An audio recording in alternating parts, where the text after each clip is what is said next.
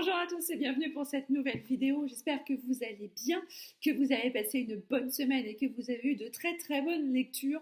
Je vous retrouve donc aujourd'hui pour une nouvelle vidéo et vous l'avez vu en titre, elle a un titre un petit peu particulier. Elle s'appelle Qu'as-tu lu? Alors qu'as-tu lu? Qu'est-ce que c'est? Qu'est-ce que c'est?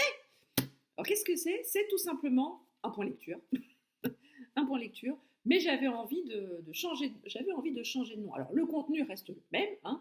Je vais vous présenter les lectures que j'ai lues la semaine passée, mais j'ai voulu changer un petit peu de titre, parce que c'est vrai qu'on retrouve toujours plus ou moins les mêmes titres, les mêmes intitulés de vidéos. Donc voilà, j'ai voulu un petit peu changer, me démarquer un petit peu. Alors après, ça plaît, ça plaît pas, on s'en fout. Hein. De toute façon, je pense que globalement, ça ne me plaira pas. Hein. Santé à mes détracteurs. Mais voilà, j'avais envie de changer et j'avais envie de trouver un titre un petit peu sympa, un petit peu rigolo. Et donc, l'idée m'est venue de proposer le Qu'as-tu lu? Voilà. Donc, Qu'as-tu lu? Qu'as-tu lu la semaine passée? Eh bien, je vais vous présenter 4 romans dans des styles, c'est globalement du thriller, du polar et un roman post-apo. Donc, on va commencer tout de suite avec le Jojo, le Nesbo, le Joe Nesbo, avec le Léopard, publié aux éditions Folio Policier dans la collection Thriller. Alors, Joe Nesbo, il a un héros récurrent, il s'appelle l'inspecteur Harry Hall, qui est inscrit sur la couverture, comme sur le port-salut. Et c'est ici, il me semble que c'est la 8e enquête de Harry Hall. Donc autant vous dire que le gars a quand même déroulé du câble, il a quand même du kilomètre au compteur, et ici on le retrouve à la suite de l'enquête sur le bonhomme de neige qui l'a complètement brisé. Donc on retrouve Harry Hall à Hong Kong, opiumane, alcoolique, bref, il vit dans un taudis sans nom, et il n'aspire qu'à une chose, c'est à se faire oublier et à oublier sa douleur. Voilà, on a quand même l'archétype du flic brisé, alcoolique, opiumane, et qui attend que ça se passe. Sauf que on a une jeune femme, une jeune enquêtrice norvégienne qui vient le tirer de sa tanière parce qu'on a retrouvé le corps de 2 femmes en Norvège qui ont été tuées à peu près sur le même mode opératoire, à savoir qu'elles ont été retrouvées noyées, mais pas dans l'eau, non, elles ont été noyées dans leur propre sang, et ce qui leur fait penser qu'ils sont face à un tueur en série, et rien de tel que le spécialiste norvégien des tueurs en série, à savoir Harry Hall. Sauf que Harry ne veut plus rien avoir, ne veut plus entendre parler de la police, ne veut plus entendre parler d'enquête, ne veut plus entendre parler de tueurs en série. Il a eu sa dose et il oppose une fin de non-recevoir à cette jeune femme. Sauf que cette jeune femme a aussi un atout dans son sac, si on peut appeler ça un atout. Elle lui annonce, sans tambour ni trompette, que le père de Harry est gravement malade, mais vraiment gravement, donc il serait peut-être temps de rentrer en Norvège afin de pouvoir faire ses adieux à son père. Donc sous couvert de cette excuse, Harry accepte de repartir en Norvège et d'enquêter sur ce fameux tueur en série, mais il prévient bien que dès que son père sera décédé, il va l'accompagner pendant toute sa fin de vie, mais dès qu'il sera décédé, il repartira et il n'est absolument pas question qu'il revienne dans les rangs de la police. Et le voilà qui enquête sur ce fameux tueur en série. Alors son enquête va le mener jusqu'en Afrique du Sud, non même pas en Afrique du Sud, en Afrique. Il va aller au Congo. Son enquête va l'amener là-bas et il va découvrir un certain nombre de choses là-bas. On apprend énormément de choses sur toute la géopolitique, que ce soit à Hong Kong, que ce soit en Norvège, que ce soit au Congo. On apprend énormément de choses. Alors voilà, le bouquin fait un peu plus de 800, je crois qu'il fait 850 pages à peu près. Et on a beaucoup d'informations. Moi, ce qui m'a gênée dans ce roman, alors il n'est pas jeune, hein, il est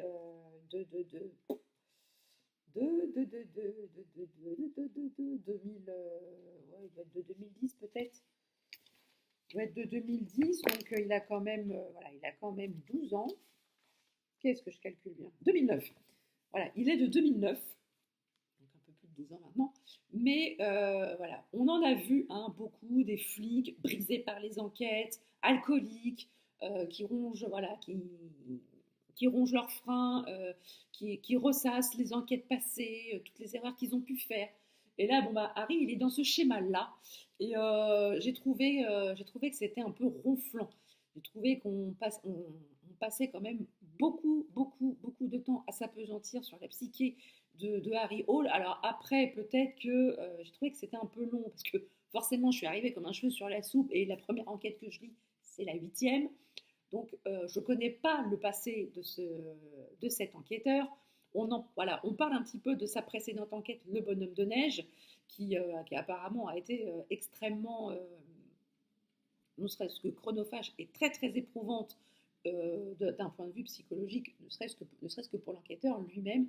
Mais j'ai trouvé beaucoup de longueur, beaucoup de longueur. Et surtout, voilà, on se dit, bon bah, ah bah ça y est, on a trouvé le tueur, on va l'arrêter. On l'interroge, et puis il nous dit un truc, puis finalement, ah bah non, c'est pas lui, c'en est un autre.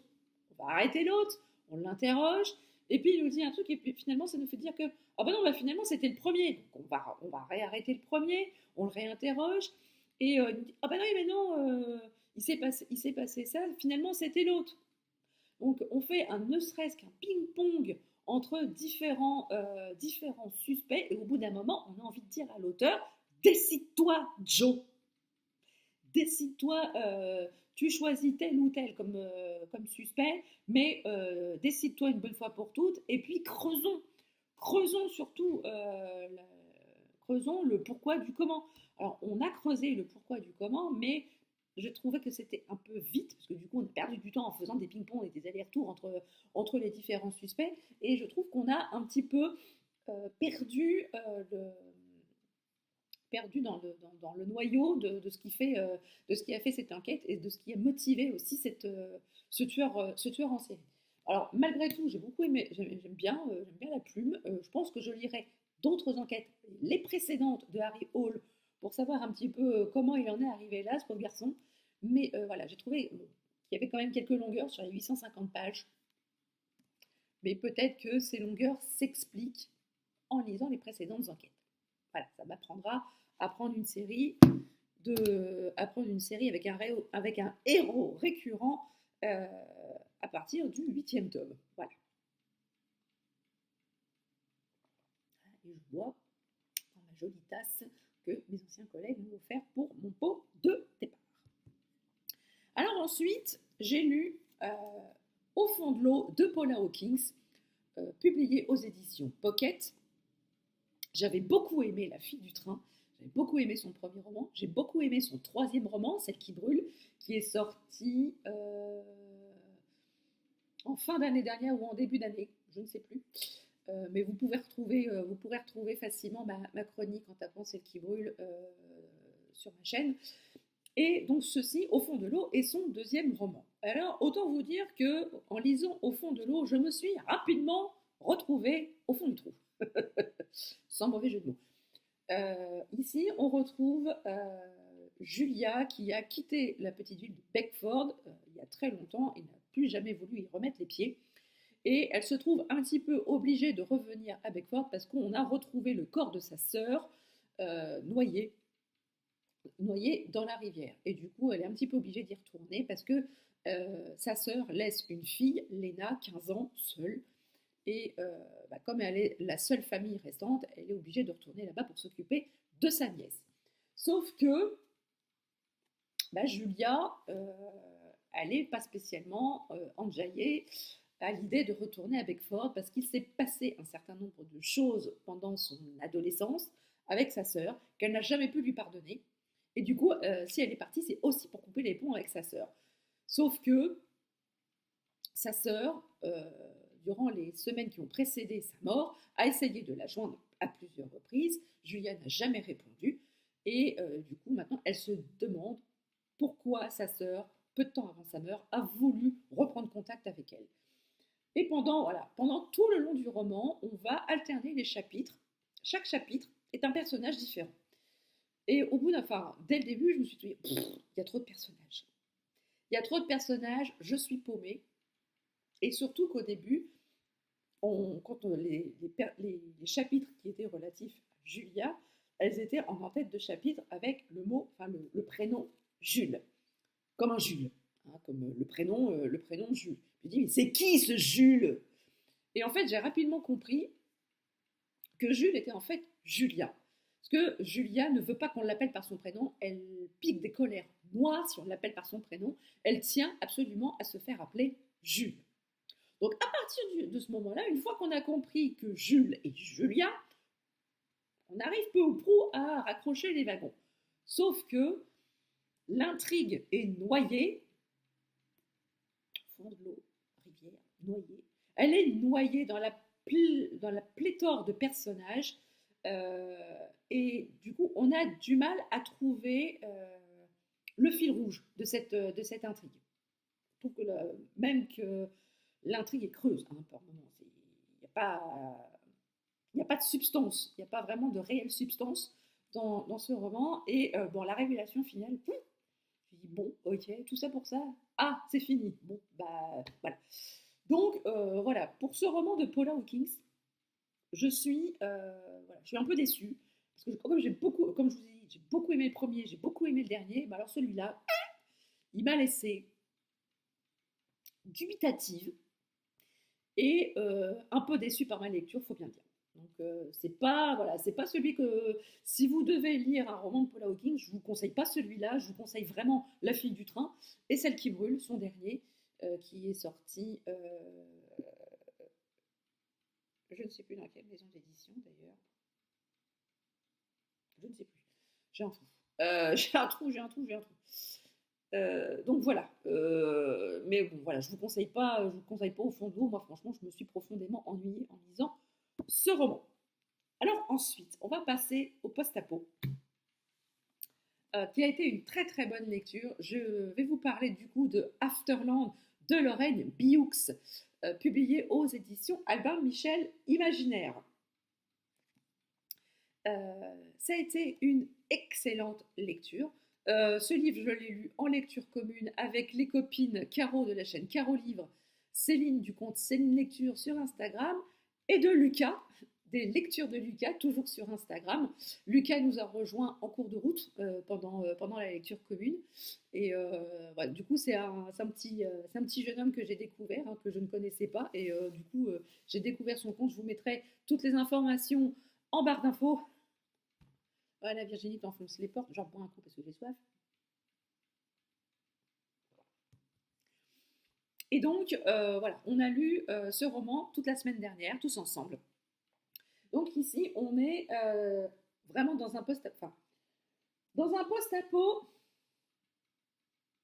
Voilà, Stephen King en parle en disant que c'est un thriller splendide, qui nous montre jusqu'où une mère est capable d'aller pour protéger son fils d'un monde devenu extrêmement hostile après la disparition quasi totale des hommes. Ici, dans ce roman, on est dans une société où 99,9% des hommes sont morts, ont totalement disparu de la surface de la planète à cause d'un virus qui s'attaque aux hommes.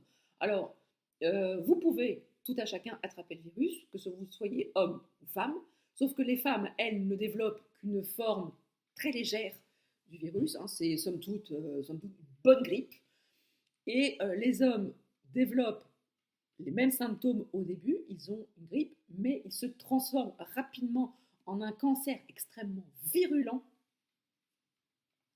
Les scènes de description de l'évolution de la maladie chez les hommes est affreuse parce qu'elle touche absolument tous les hommes, hein, mais de tous les âges. Hein. Ça peut être un papy, comme ça peut être un tout petit garçon, en passant par des ados, des adultes.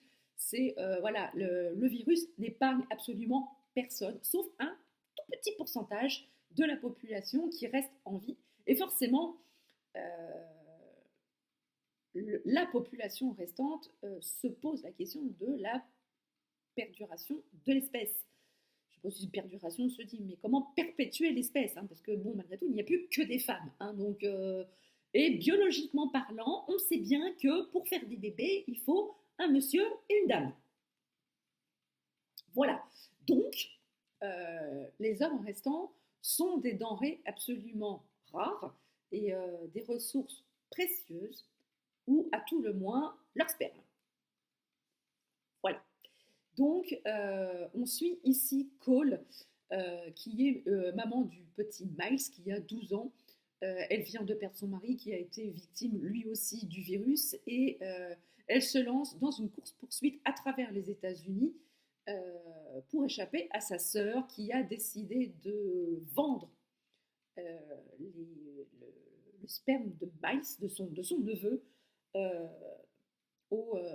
à des riches femmes.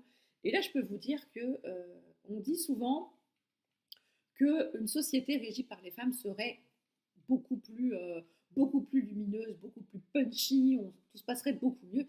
Et là, Laurette Bioux nous montre une facette d'une société matriarcale extrêmement dure, extrêmement violente, extrêmement...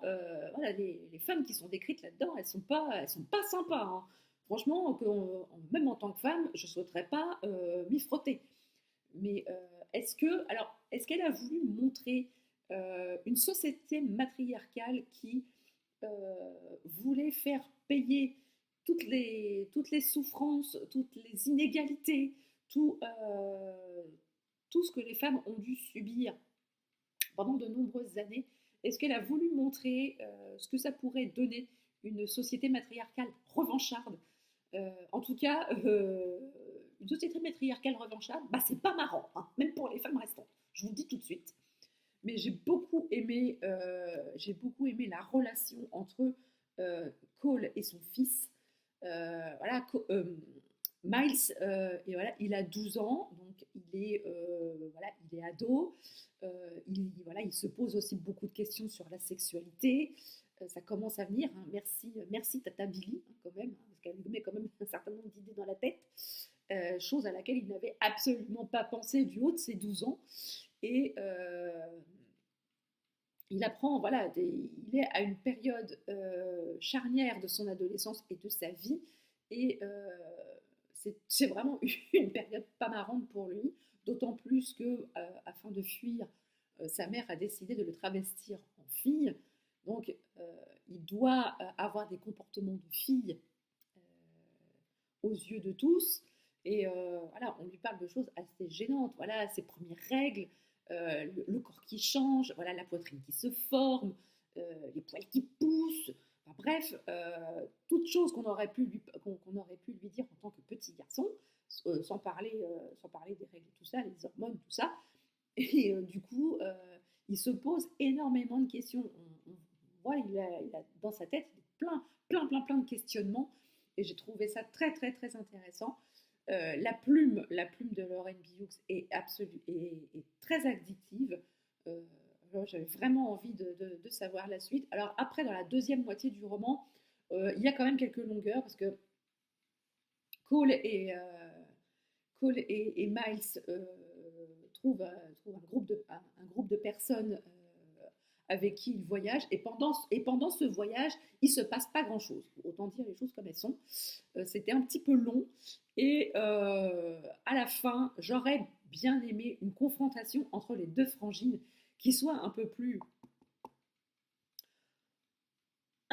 punchy, un peu plus percutante, parce que bon, voilà, ils ont eu une confrontation, mais on leur aurait mis 2 tasses de thé et puis des petits biscuits, ça aurait fait pareil. J'aurais voulu quelque chose d'un peu plus percutant, parce que voilà, la course-poursuite a été extrêmement addictive. Il y avait de l'action, il y avait du rythme, et puis on s'attendait vraiment à avoir une confrontation finale assez, voilà, bamante, quoi. Et en fait, voilà, j'ai été un petit peu frustrée de ça parce que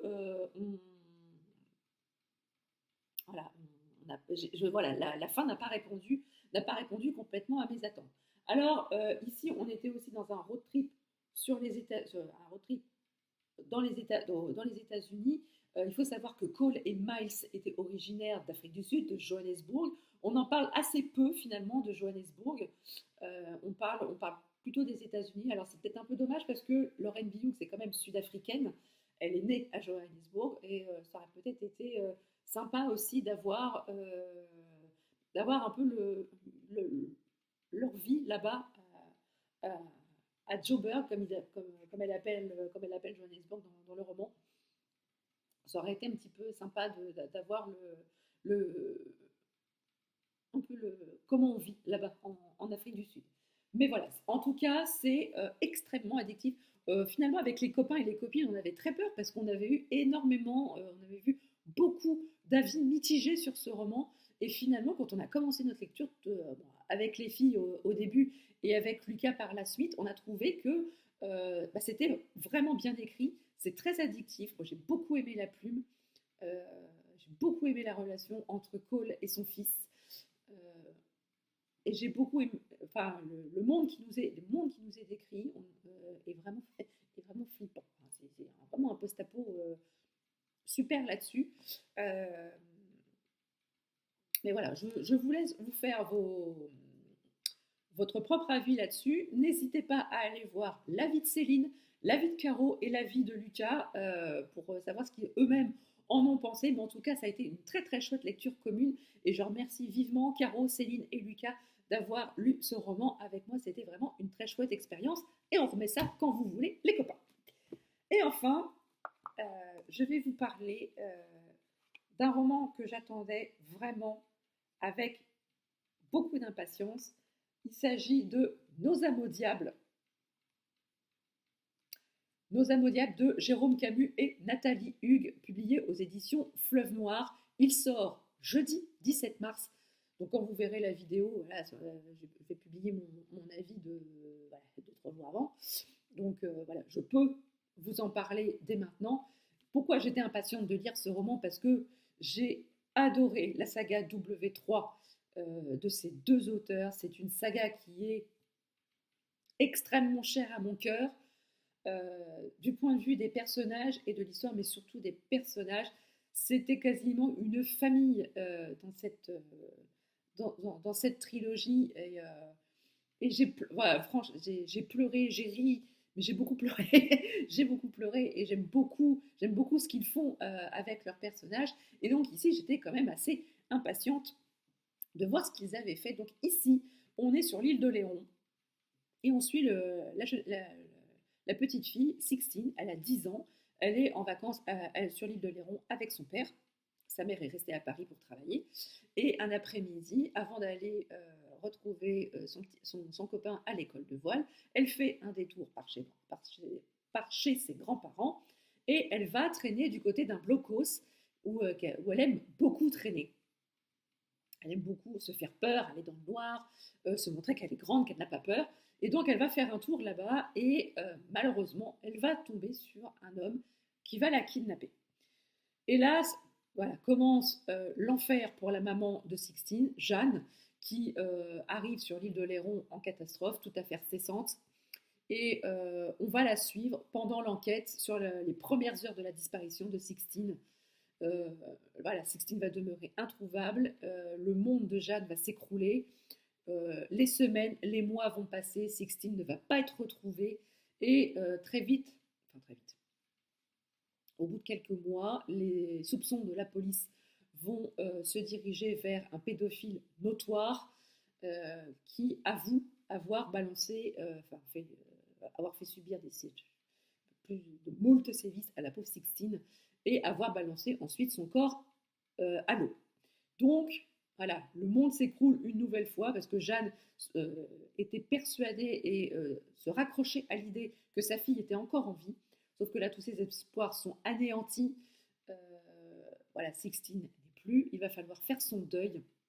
Et ça va être très très difficile pour Jeanne. On va suivre toute cette période très difficile pour elle de construction du deuil, d'acceptation du deuil. D'autant plus que ça va être extrêmement difficile car elle va faire la rencontre d'un papa dont lui aussi son fils a disparu et dont on n'a jamais retrouvé le corps. Et ils vont tous les deux essayer de se raccrocher à l'idée que la disparition de leurs enfants n'est pas due à une coïncidence, que ces disparitions sont liées et qu'il faut creuser dans cette direction.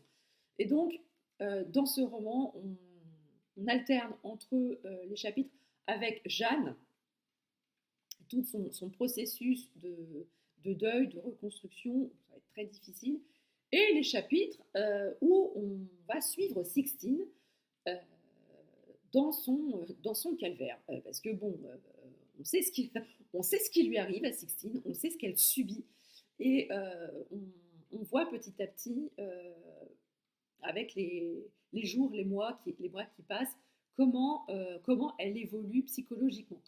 Et j'avoue à la deuxième moitié du roman, euh, j'ai vite compris dans quel,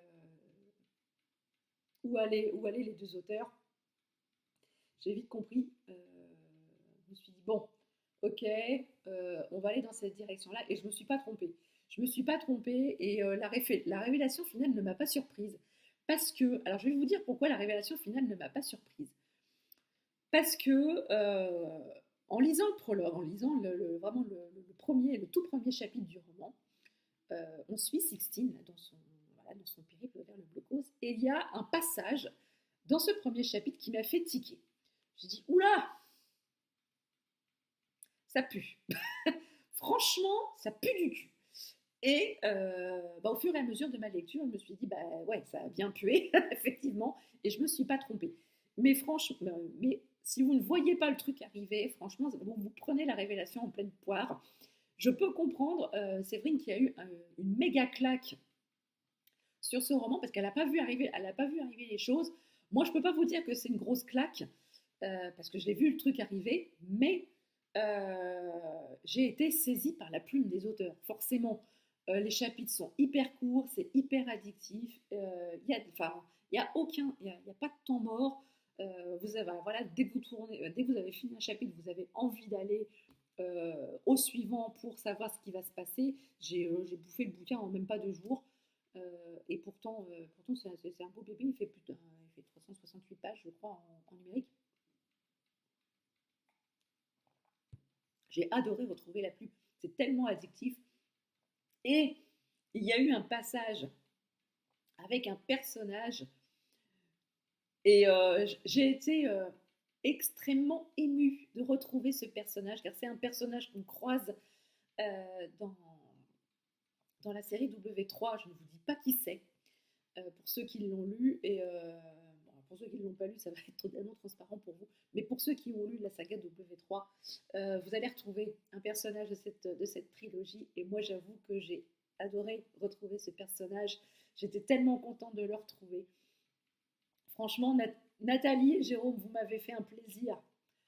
Je ne sais pas si vous regarderez cette vidéo, et peu importe, j'ai envie de vous dire, mais si un jour vous voyez cette vidéo, je vous dis franchement merci. Merci d'avoir fait revivre, enfin pas revivre, mais de nous avoir fait retrouver ce personnage que j'avais vraiment adoré dans W3. Merci à vous de l'avoir fait croiser le chemin des protagonistes de cette histoire. Franchement, j'ai adoré. J'ai adoré le retrouver. J'ai adoré la plume des auteurs. J'ai beaucoup aimé leur construction, le développement des personnages et le personnage de Sixtine. Franchement, le personnage de Sixtine, il vaut de l'or. Hein. Voilà, on la découvre à 10 ans. Quand elle a 10 ans, c'est vraiment une toute petite fille. Et vous la retrouvez à la fin vous la retrouvez après. Elle a grandi, mais c'est plus vraiment la petite fille. Mais voilà, je vous laisse vraiment découvrir ce roman. Moi, j'ai beaucoup aimé leur style. Alors, ce sera pas un coup de cœur parce que bon, j'ai vu la fin, hein, j'ai vu vers quoi il nous emmenait. Donc, ça n'a pas été une méga claque. Mais j'ai adoré, c'est vraiment une très très bonne lecture. J'ai vraiment adoré ce roman. Je vous le conseille vivement si vous aimez avoir un roman, un thriller addictif avec un thème qui n'est pas souvent abordé aussi dans les thrillers, mais qui est très très intéressant, qui est très bien mené par les deux auteurs. Et voilà, je ne saurais trop que vous conseiller cette lecture de ce roman. Si vous ne savez pas quoi faire jeudi 17 mars, courez en librairie pour vous le procurer. Ou sinon, vous pouvez aussi participer au concours organisé par Séverine sur son compte Instagram Il est bien ce livre. Elle vous propose de gagner ce roman qui a été une méga claque pour elle. Voilà, ce premier qu'as-tu lu de la chaîne est à présent terminé. J'espère qu'il vous a plu. N'hésitez pas à me dire en commentaire si je vous ai donné envie de lire les romans que je vous ai présentés ou si vous-même vous les avez lus. N'hésitez pas à me laisser un petit commentaire. Vous savez que j'adore vous lire. N'hésitez pas à mettre un petit pouce en l'air. C'est très important pour le développement de la chaîne. Et puis ça fait aussi très plaisir. Et si vous n'êtes pas encore abonné à la chaîne, n'hésitez pas. C'est gratuit, ça fait plaisir et ça ne fait de mal à personne. Sur ce, je vous laisse.